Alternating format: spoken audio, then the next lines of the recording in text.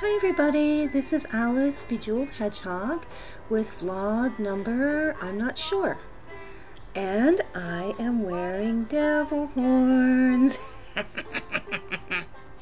Anyway, my devil horns are from Andrea. Andrea believes, and I am so thrilled. When I got home this evening, I went to the front desk. Well, I went to my mailbox. I had a little thingy in it saying that there was a package for me. So I went to the front desk, and my journal is here. And it is beautiful. It is even more amazing looking at it than it was when she did her flip through. The yarn is incredibly soft, and it's a soft green here, but it's actually a little more yellowy, and it manages to be soft and springy at the same time. It's a beautiful color, and each of these little flowers has a bead in the middle and the little button, and I haven't written anything in it yet because I just got it. All these, me and the camera, all these wonderful inclusions, and look at the granny squares. I know she said she was had just stopped taking orders for a while, and I hope that for a while is just a break to relax, because this journal is beautiful. This is a cross between a writing journal, but I also want places to include actual things. So it's kind of a cross between a writing journal and a scrapbook. And it's just so wonderful. Andi, thank you. She sent me a note, and she explained that, you know, if you've seen any of my other vlogs, I sometimes wear cat ears when I want to talk about something where it might be unpleasant. I might be ranting or whatever. So I put the cat ears on if I don't think everybody will want to listen. Well, now I have devil horns. Thank you so much, Andi. This is perfect. And the horns, I just wanted to cry, happy cry, when I opened it up and saw them. I just love them. So, anyway, let's see. My day. I don't really have anything interesting to talk about because I haven't really done anything interesting this weekend. I guess I want to review my goals and set some new ones. And I am on this big overall program to exercise and eat healthy, but I also try and break things down into little manageable chunks. So how have I done on my previous goals? Well, the watches were taken care of at the beginning of last week, and then I was focusing on incorporating some stretching and yoga into my exercising, and no negative self-talk. And the negative self-talk is not something that's going to go away quickly, so I'm just going to carry it right on through. So that's goal number 1 of next week. No negative self-talk, and when I catch it and have to stop it, but also turn around and just reverse it, compliment myself. I mean, obviously not right out in public, but if I'm doing it mentally in my head, mentally compliment myself in my head. And if I'm doing it in front of my nieces, then catch it and correct it, because I don't want them to get a bad self-image from me. So that is goal number 1. So many things I need to do with myself. I don't even know where to begin. Let's see. Goal number 2. I was surprised how the Dancing with the Chakras yoga kind of kicked me in the bottom. I mean, it's using more muscles than I thought it would. So I think goal number 2 is going to actually be to do one of those videos every day. Whether I only do 20 minutes, whether I work out for an hour, to make sure that every day I do, let's just say, a minimum of 20 minutes.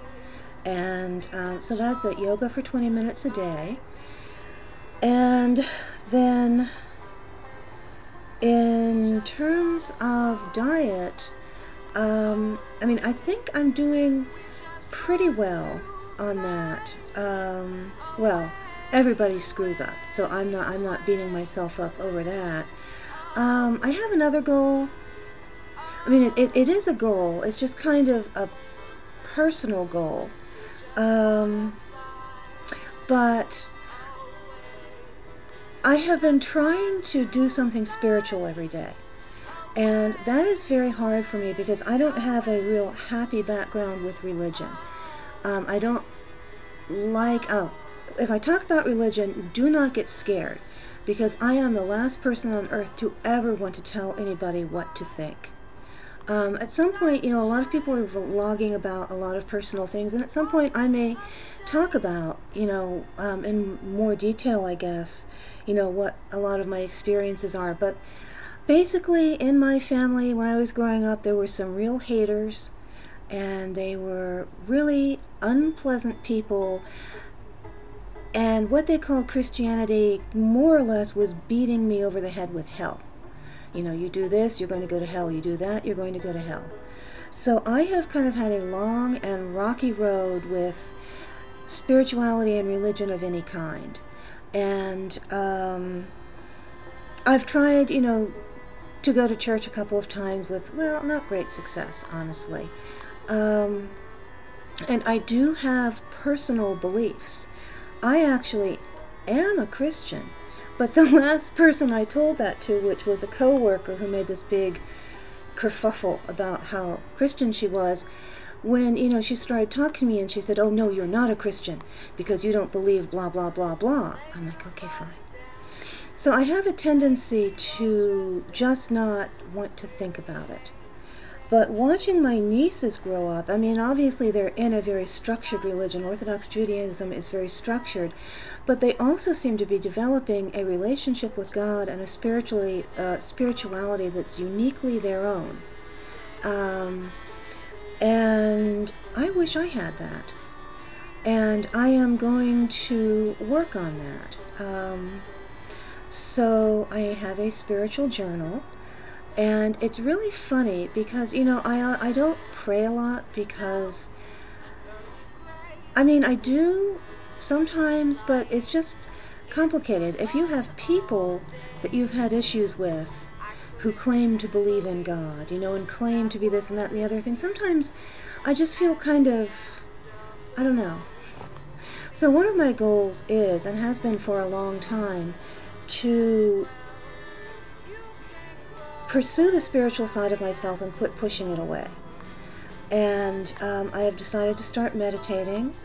I have set a goal to pray every day.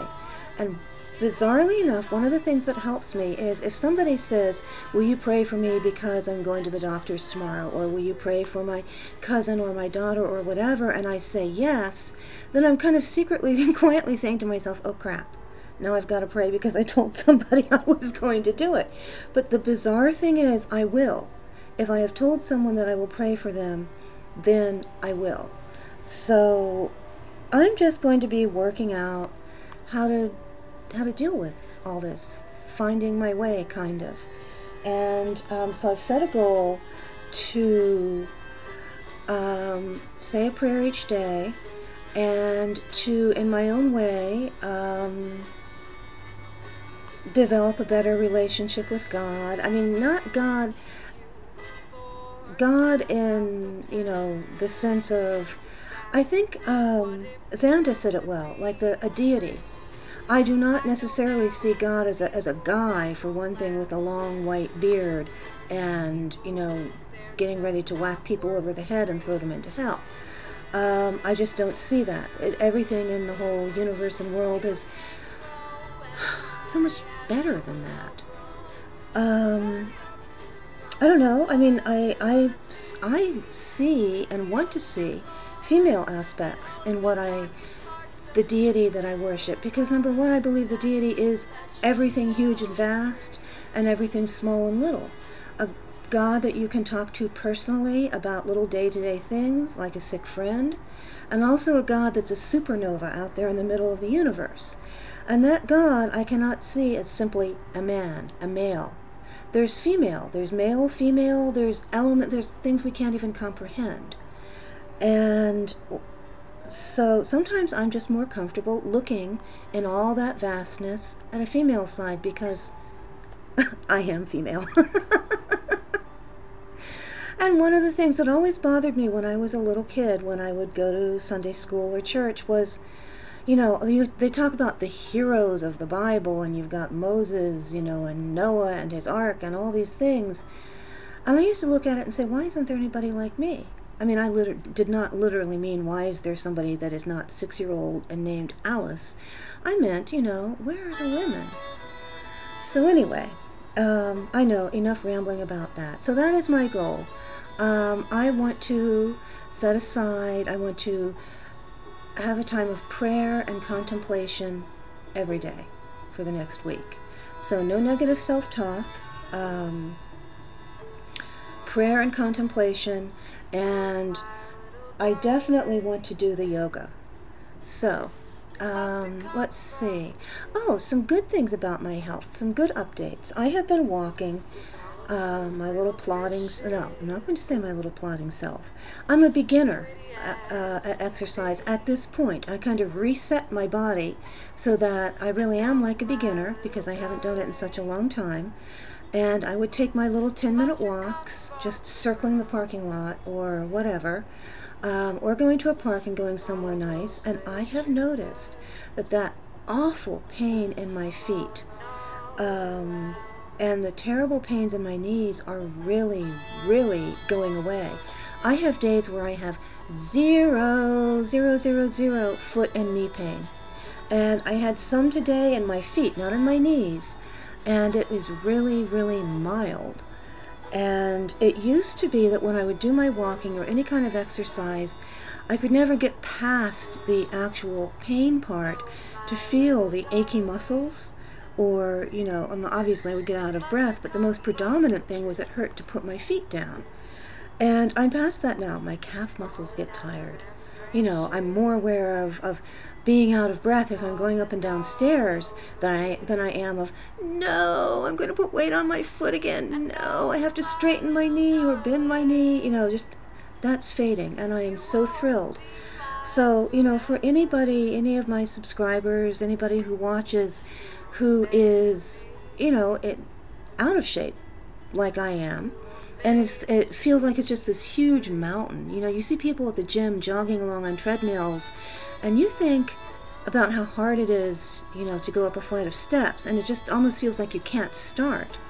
Well, most people would not even be aware that I'm exercising when I'm walking along, but I am, and it's working. And that's why I now want to concentrate. I'm not letting up on my walking 4 times a week. That's just integrated in. But I really want to focus on the yoga because I want to regain flexibility and core strength. So there are improvements. They're small, but then again, even though I don't look thinner, I don't have bulging muscles, I don't have as much pain as I did. So that is awesome. In terms of diet, I've been doing a lot of reading, one school of thought versus another, but basically the kind of the barometer for the way I'm going is my own body. And I have screwy blood sugar, and I have always had screwy blood sugar my entire life.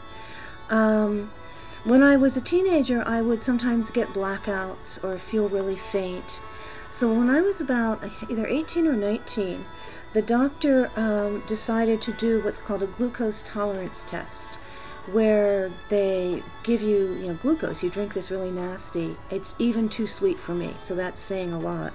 You drink this really sweet substance, and they take your blood, and then they take it at intervals. You have to sit in the doctor's office and read a book, or, do crossword puzzles or something, and they take your blood sugar, they take your blood at intervals and get the sugar levels.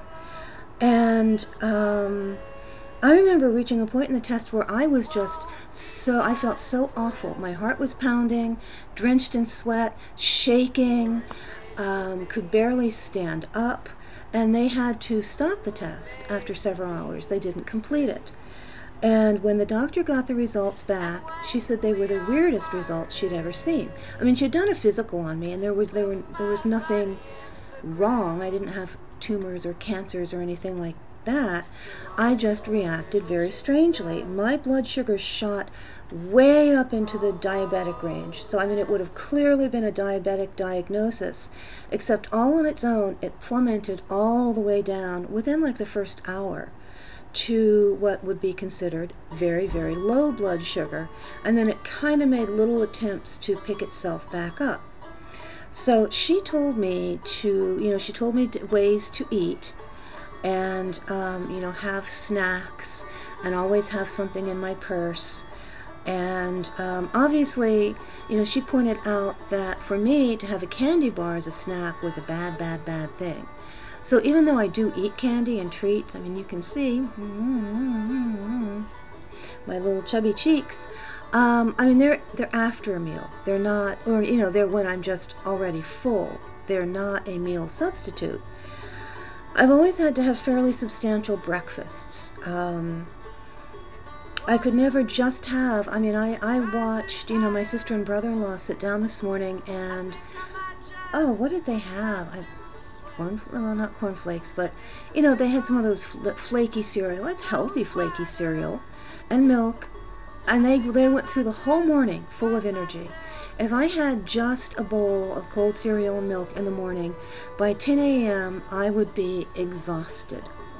So I always had usually one of those high-protein yogurts and like a whole grain cereal like the Wheatina, or I had leftovers for breakfast. And when I was trying to do the strictly vegan diet, I had a lot of trouble with these periods where my energy would just plummet, because I relied on snacks like a tuna sandwich. I would take a tuna sandwich, and then around 10 in the morning I'd have half, and then I'd have lunch, and then in the afternoon I'd have another half, and I'd be fine. But without that, it just sounds, I can get full if I have, a little baggie of carrots and a piece of fruit, but it doesn't stick with me, and I had that up and down and up and down. And I tried trail mix, but what I found was the nuts do fine.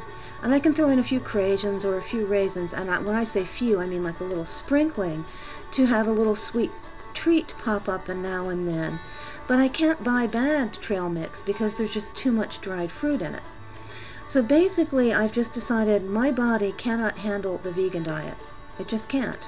I love the idea of including lots and lots of vegetables and fruits, because I think vegetables are the things that people tend to skimp the most on.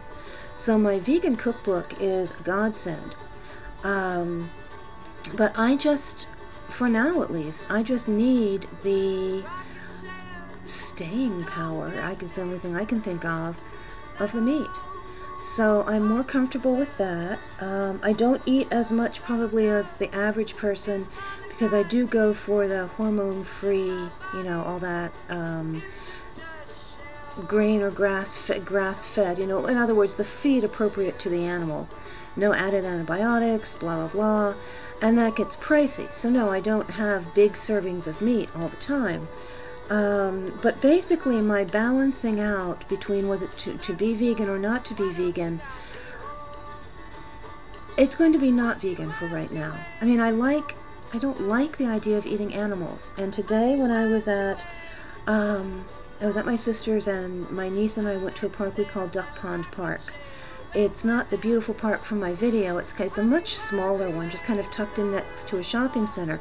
But it has this beautiful man-made pond and a lot of pretty trees, and you can just walk around and around in rapid circles. And it's full of ducks. And walking in circles can be fun because you have to sort of, do a hopscotch around the duck poops. But, the ducks are so friendly because people are in the park all the time and they're not threatening. And to be, 3 feet away from these friendly ducks who are just watching this crazy lady walk round and round and round, makes me sad when I think about eating chicken. But right now my body just I can't think of a better plan to keep myself from getting those awful, feelings of the intense weakness. And I have been reading, and there is a lot of research. What I'm beginning to think, honestly, is that different people's bodies respond to things different ways. Now, if we're not talking theoretical, are we comfortable eating animals or not? If we're just talking about, our own health and reaction to food, you see studies where people say, and I don't think anybody's lying, that they feel better as a vegan than they've ever felt in their entire lives. You hear other people who went on the low-carb diet, and they feel better than they have in their entire lives. And I have a feeling that I'm going to be one of these people that feels really good on the low-carb diet with whole grains and non-processed foods and lots of fruits and vegetables added in. I mean, there is that the Atkins diet that just seems to ban all kinds of stuff, and I don't think I'm that extreme. But anyway, oh my goodness, 20 minutes and I've rambled about health. I am... Okay, this is a boring vlog. I have to think up things to talk about that are interesting. Should start showing you more cool stuff and whatever. I have music playing in the background. I don't know if you can hear it. The group that's playing is called Hooray for the Riff Raff. And I love it because I don't know whether you would call it country or roots or kind of blues, but it has an overall very, very old-fashioned sound to it. Like something that should be playing on a scratchy record. And so I just adore it. Hooray for the Riff Raff is the name of the group. And I haven't seen anybody's videos yet. I'm looking forward to the Poetry Challenge. The Poetry Challenge, I'm kind of going to aim for 20 days. And I'm going to mark them off on my calendar to make sure that I really do all 20. Because days like today, I just realized this was April 1st. And it's like, I have to go online and pay my rent. So clearly this is not... no poetry is going to happen. Let's see. Oh, things are going very well with my youngest niece.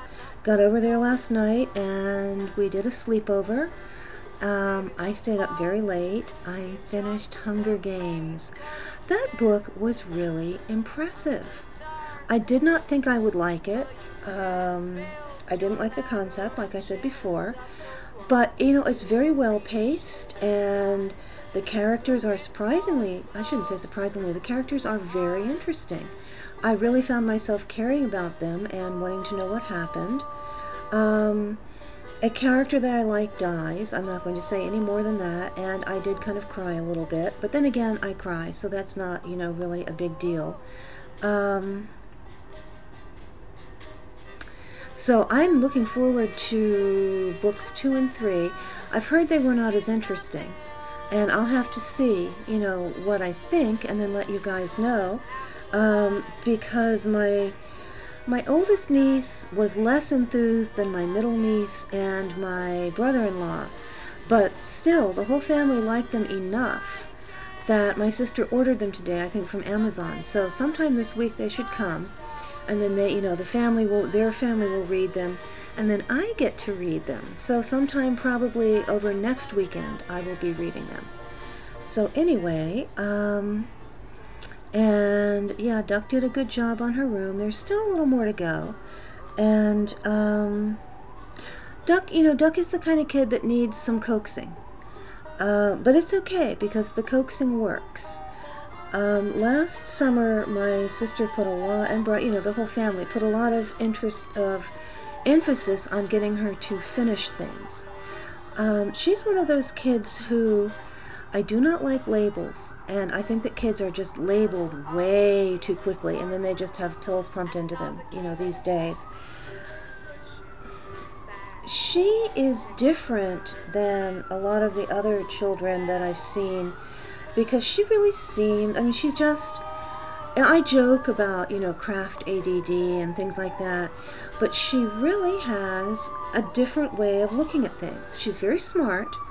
She loves soundtracks, and I give her a soundtrack to listen to, and, like a day or so later, she's singing all the songs and knows every word to every song.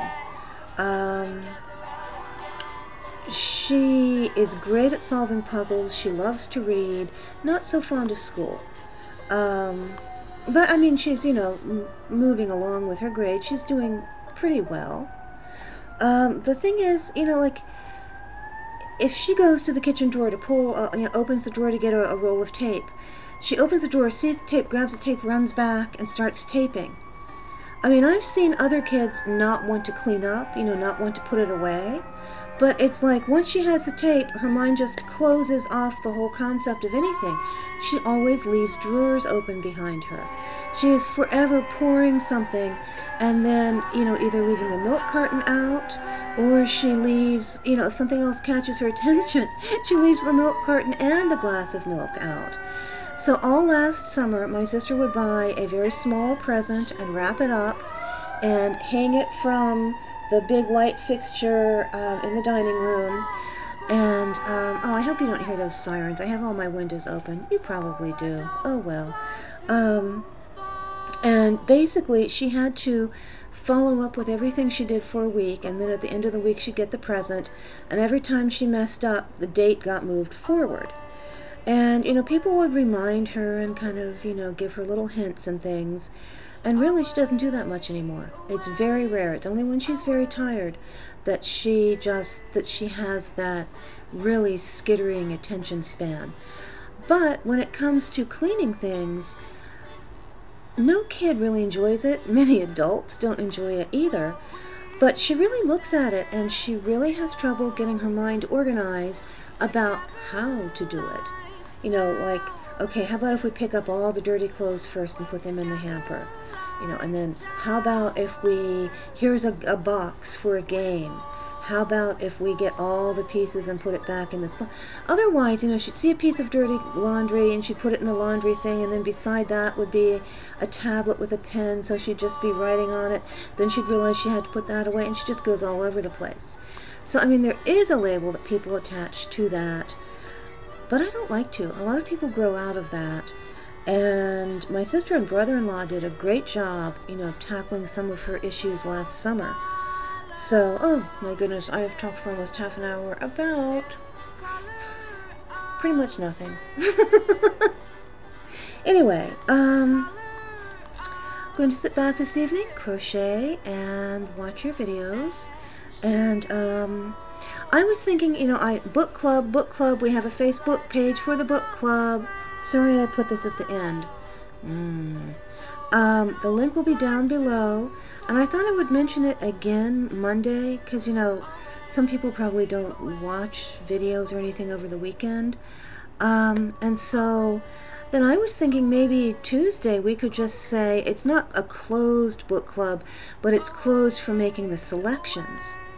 And then once, we get the selections up, we can take it from there. So I was thinking Tuesday. You guys let me know what you think. I'm really open to anything. So anyway, I have devil horns. I'm just so tickled. Thank you, Andy. Anyhow, that's it for me. Good night.